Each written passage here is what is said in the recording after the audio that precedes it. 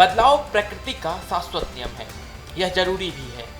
इसके शाब्दिक अर्थ को अगर अनदेखा कर दें तो एक तरीके से राजनीति को भी आप इसका पर्याय मान सकते हैं। लेकिन बिहार की राजनीति में प्रकृति का यह नियम यहाँ के राजनेताओं के लिए जरूरी नहीं, मजबूरी प्रतीत होता है। क्योंकि अगर आप बिहार के राजनीतिक इतिहास को खंगालेंगे तो बीते कई दशक से यहाँ की राजनीति में हो रही पलटीमार सियासत का असली तस्वीर क्या है वो आपको दिख जाएगी। भले ही यह सौदा आम जनता के लिए नुकसान भरा हो, लेकिन यहाँ के राजनेताओं को इस सौदे से सिर्फ फायदा हुआ है। वैसे तो लोकतंत्र में सत्ता की मुहर जनता लगाती है, लेकिन यहाँ के राजनेताओं ने अपने इस राजनीतिक सौदेबाजी में आम जनता के फैसले को भी बदल दिए। नतीजा, जब देश के दूसरे राज्य के लोग ये सोचने में व्यस्त हैं कि सरकार इस बार उनके लिए क्या नया करने वाली है, बिहार के लोगों का भाग्य देखिए। वे ये सोच रहे हैं कि उनके द्वारा चुनी गई सरकार बचेगी या फिर ये राजनेता अपनी नई सरकार बनाएंगे। खैर, मुद्दे पर आते हैं। गठबंधन बदलना, राजनीतिक विचारधाराओं से समझौता करना और व्यक्तिगत हितों के लिए एक दल से दूसरे दल में जाना, मतलब कि पाला बदलना, बिहार में राजनेताओं की राजनीति का पुराना मोहरा है। और यह जब चाल फायदा वाला हो तो भला कोई इनकार भी क्यों करे। इसलिए तो यह खेल एक लंबे समय से चलन में भी है। बिहार की पलटीमार राजनीति के सबसे बड़े बाजीगर हैं खुद मुख्यमंत्री नीतीश कुमार। 1, 2, 3 बार नहीं, बल्कि मुख्यमंत्री नीतीश कुमार अपनी महत्वाकांक्षा को साधने के लिए 5 बार पलटी मार चुके हैं। इसलिए तो जब भी पलटी मारने की बात होती है, नीतीश पहले नंबर पे आते हैं। और अब उनकी छवि पलटी कुमार वाली हो गई है। किसी भी सरकारी गैर सरकारी हर बड़े कार्यक्रम में नीतीश यह भी कहते सुने जाते हैं कि अब हम यहीं रहेंगे, लेकिन भरोसा कौन करे। नीतीश कुमार ने अब तक 5 बार पलटी मारी है। पहली पलटी 2013 में एनडीए द्वारा 2014 के चुनाव के लिए मुख्यमंत्री पद के उम्मीदवार के रूप में नरेंद्र मोदी के नाम पर मुहर लगाई गई। नतीजा हुआ कि नाम की आपत्ति जताते हुए जदयू ने एनडीए से अपना 17 साल पुराना गठबंधन तोड़ दिया और नीतीश ने 2014 में लोकसभा चुनाव अकेले लड़ा, लेकिन हार बहुत बुरी मिली। फिर दूसरी पलटी नीतीश कुमार ने 2015 में मारी। भाजपा से अलगाव के बाद सत्ता में वापसी के लिए महागठबंधन की ओर रुख किया और फिर आरजेडी, जदयू तथा कांग्रेस के साथ महागठबंधन बनाया। इस गठबंधन ने बिहार में 2015 के विधानसभा चुनाव में भारी बहुमत से जीत दर्ज की थी। तीसरी पलटी नीतीश कुमार ने मारी 2017 में।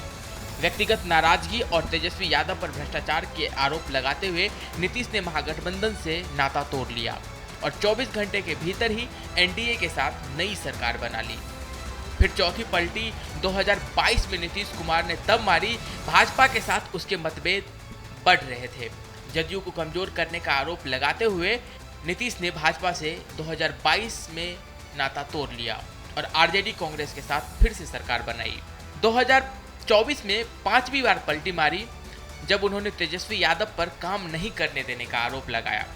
नीतीश ने महागठबंधन से अपना नाता तोड़ा और एनडीए के साथ सरकार बना ली। भारतीय राजनीति के प्रमुख नेताओं में से एक, लोक जनशक्ति पार्टी के पूर्व अध्यक्ष और राष्ट्रीय जनतांत्रिक गठबंधन की सरकार में केंद्रीय मंत्री रहे रामविलास पासवान को भी पलटी मारने में महारत हासिल थी।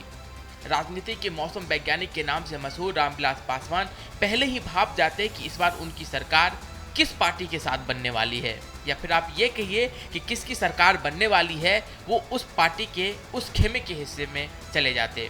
सत्ता में हिस्सेदारी को प्राथमिकता देते हुए एलजेपी के छोटे जनाधार के बावजूद उन्होंने सटीक गठबंधन बनाकर न सिर्फ सत्ता में जगह बनाई बल्कि हर सरकार में शामिल हुए और मंत्री पद पर भी रहे। अवसरवाद की राजनीति में रामविलास पासवान अव्वल रहे। रामविलास पासवान ने समय समय पर कांग्रेस, एनडीए और आरजेडी के साथ गठबंधन किए। 2005 में यूपीए में थे, फिर एनडीए में आए और फिर 2014 में भाजपा के साथ गठबंधन कर एनडीए में लौटे। इस दौरान वे कांग्रेस सरकार में मंत्री रहे, एनडीए सरकार में मंत्री रहे, यूपीए सरकार में मंत्री रहे और फिर एनडीए सरकार में खुद भी मंत्री रहे और फिलहाल अपने बेटे की भी राह पक्की कर गए।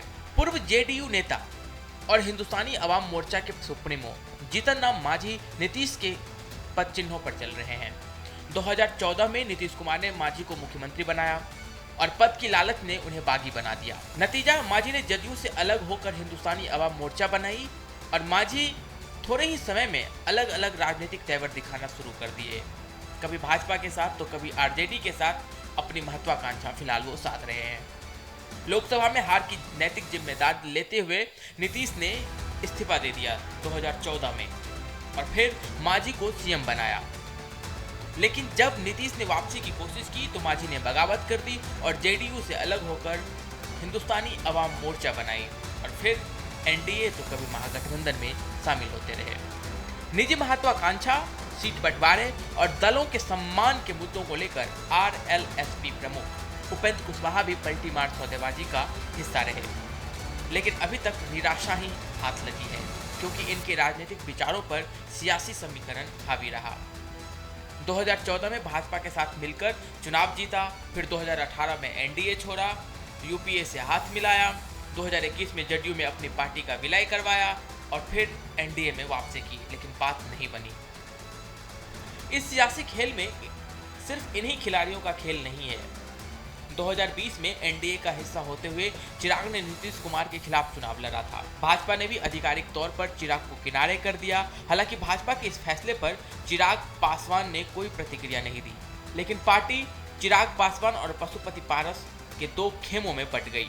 लेकिन फिर समय ने पाला बदल लिया और भाजपा के हनुमान भाजपा के हो गए। पलटीमार सौदेबाजी में राजद और कांग्रेस की कदम चाल भी खूब देखने को मिला। लालू प्रसाद यादव का आरजेडी कभी कांग्रेस तो कभी तीसरे मोर्चे का समर्थन करता रहा, तो वहीं कांग्रेस भी कभी लालू के साथ तो कभी अकेले सत्ता की सीढ़ी चढ़ने की कोशिश में लगी रही और दोनों पार्टियों ने समय समय पर गठबंधन बनाकर अवसरवादी की राजनीति खूब की। आने वाले दिनों में एक बार फिर राज्य में चुनाव होने वाले हैं, तो क्या विधानसभा चुनाव में एक बार फिर से बिहार में यह पलटी मार राजनीति देखने को मिलेगी? इसको लेकर आप क्या सोचते हैं? हमें कमेंट कर जरूर बताएं।